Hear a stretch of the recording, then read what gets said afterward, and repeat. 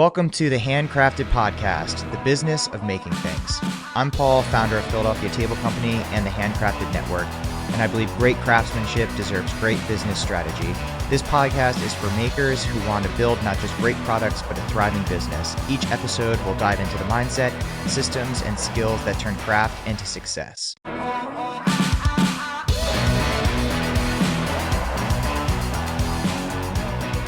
All right, so today on the podcast, I wanted to talk about something that actually was spurred by my wife and then further perpetuated with somebody that I was talking to in the Handcrafted Success group, and then actually went even further into somebody that I was private coaching, and then went even further into one of my employees. And it was an analogy that seemed to really resonate with these people, with everyone I was talking to. So I kind of wanted to talk about it here.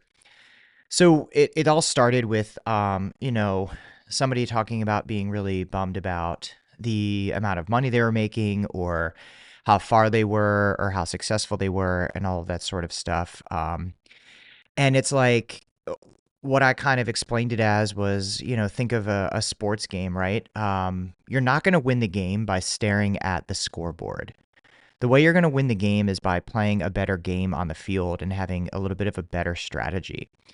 So I think so often we're so quick to look up at the scoreboard, or so quick to compare ourselves, or we're so quick to, look at something on the numbers on the page or what our bank account looks like. And in reality, it's like staring at that stuff is not going to change anything. What's going to change it is actually playing a better game. So having a better defense, or having a better offense, or having a strategy. And then soon enough, you're going to look up at the scoreboard and be like, wow, look at that, I won. And so I wanted to use this as kind of an opportunity to talk about like what strategy actually is and kind of like what strategy isn't, and really kind of how to frame your mind to really understand how to develop strategies for your business and sort of strategies that we've taken as an approach at my business, Philadelphia Table Company, to really help our business double down and grow and continue to move forward. So the first thing I wanted to say is like, what strategy isn't? So strategy isn't tactics. So it's not buying Facebook ads. It's not running sales. Those are tools. Those are tools that you're going to use to further perpetuate your strategy, to double down what the strategy is. It's also not being better than your competition. It's actually being different than your competition and being different on purpose. I think a lot of people automatically assume, hey, if I do X better than the other company, then people are going to start coming to me. But in reality, that's not usually the case. And I've noticed that in my way, and I feel like there have been a lot of times where I've been like slamming my head against the wall saying, oh my God, I just know that we are a better business. I know that we do things better than other people. I know there are things that we're doing better. But at the same time, I'm just, I learned that doing better things isn't necessarily going to be the way to go. That's not how you're going to win the competition. Not to mention, you shouldn't really worrying about the competition anyways. The other thing too, and I talk about this a lot, is it's not trying to reach everyone. It's about reaching specific people. So if you're not willing to turn people away, if you're not willing to send people to your competitors, then you're totally not ready to, be in business, or you haven't really done like the hard part yet. And, a lot of this that we're talking about, I've gotten a lot of influence from Seth Godin. I listen to a lot of his podcasts and read a lot of his books.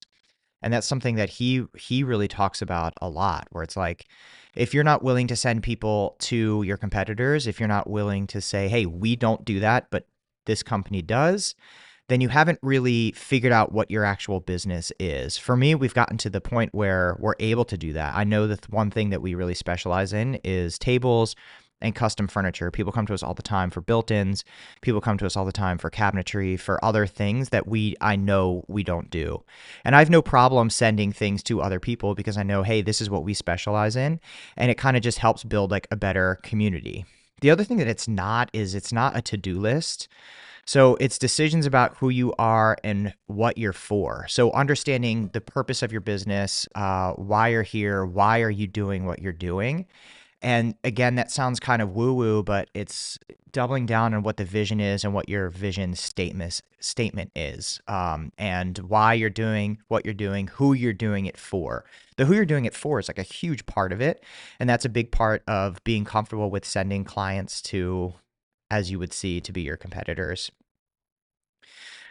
What strategy is? So, strategy is deciding what you won't do. So, strategy is really sitting there and being like, hey, you know what? We actually aren't great at doing this. So, what we should be doing is focusing on this other thing instead. Focus on the things that you're good at and figuring out what that strategy is and how you really double down on that. And to go further on that too, it's another part of strategy is choosing what your smallest, Seth Godin always talks about this, is what is your smallest viable audience. So who's the group that you can really truly serve? Who are the people that are really going to be your biggest fans? You cannot be something for everybody. When I first started Philadelphia Table Company, I wanted to be a table company for the people. I've told everybody this before, and I just slowly learned that it's actually for a special kind of client.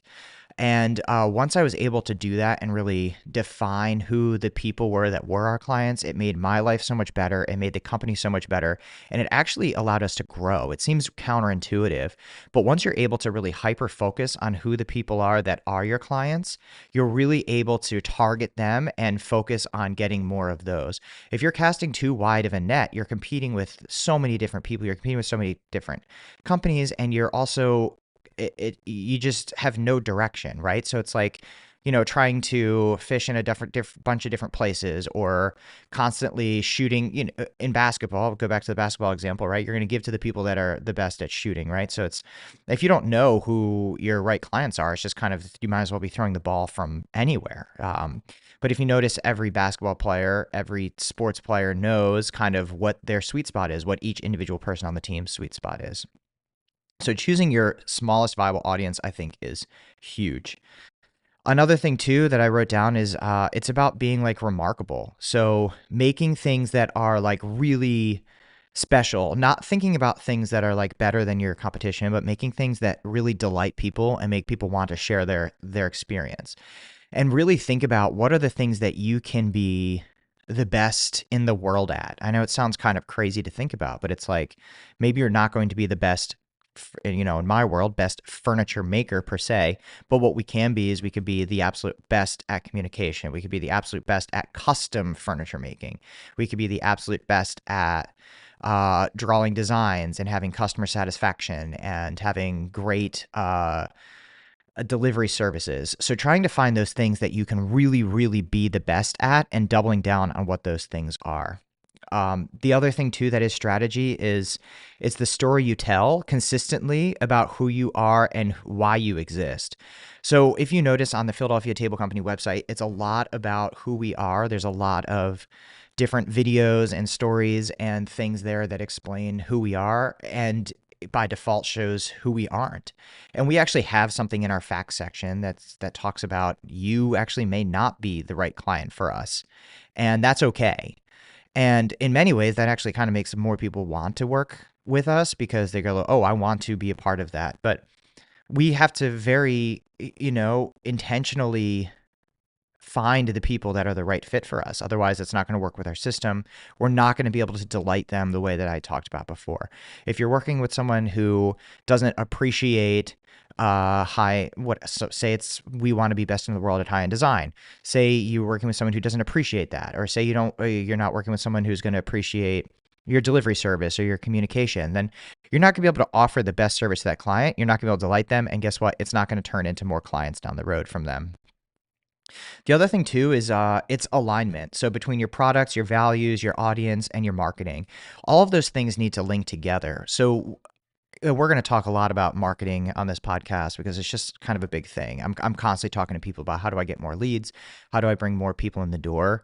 And looking at marketing from like sort of a big picture zoom out strategy session, it's like I talked about in the beginning, like Facebook ads, Google ads, sales, all of those stuff are tactics. They're not strategies. So being aligned with how your product, your values, and your audience and your marketing all work together is something that's absolutely amazing to do. So it's kind of trying to create this system. And I know it feels hard, and and it's a lot of work. So one of the things I kind of wanted to outline that I wrote down here was I wanted to talk about sort of like the pain points and like why this does feel so hard often. So one of the things is, we're trained to please everyone. Strategy requires disappointing some people, and that's really tough. There are people that I want to take their money, but sometimes I'm just like, we're not going to. We're not the right client for you. The other one too that makes this really hard is fear of missing out keeps us from narrowing our focus. So we want to say yes to everything. We want to say yes to everything that comes in the door, but really narrowing your focus is how you really become the best in the world at any individual thing. Another thing too is, just to quote what Seth said is like, if failure is not an option, then neither is success. So you have to really commit and double down and basically accept, hey, this strategy may not work. And at some point we're going to have to move and pivot and change. In many ways, I've heard a lot of people talk about this a lot, is it's like you actually want to fail as fast as you can so you can pivot and learn. There's nothing worse than a slow burning fail. So try to do big swings, take big risks, and really double down on those things that you could potentially fail for. And what I put here, the fix is to embrace constraints, know who you're for, and lean into that. So again, comes back to finding the right clients. So these are just some things that I kind of wanted to talk about, and some of the things that I think is really helpful is to think of strategy as a filter. It tells you what fits and what doesn't. It also, you don't need to have a fancy MBA strategy deck. You just need some clarity. So I think the things that I would love for you to take away from this are, you need to ask yourself, who is this for? What change do you want to make? And what's the story I'm telling? So I think those three questions: who is this for? So who am I making my products for? What change do I want to make? So what's the impact I want to have on the world? What's the impact I want to have on my employees? What's the impact I want to have on the market? What's the impact I want to have in general, right? It could be economical. It can be anything. And what's the story I'm telling? So what's your individual, unique story that you're able to tell that's going to bring people towards you? That's figuring out what the strategy is. And once you know those answers, I feel like everything else gets easier. A lot of times we get so caught up in just like doing the work that we stop to take the time to think about these pretty simple questions. So I'm going to say them one more time. Who is this for? What change do I want to make? And what's the story that I'm telling? I think all of that is really great. So for me, the other thing I want to encourage all of you guys to do is really define what the smallest viable audience is. So the takeaway here is really double down on who your audience is and who is the smallest amount of people you can serve that will basically keep your business going. Hope this was helpful. I know this probably led to more questions than answers for you, but feel free to reach out to me on socials. It's just Handcrafted Network. Send me emails or whatever. I'd love to talk you through this and help you sort out any sort of strategy stuff. All right, next time. Peace.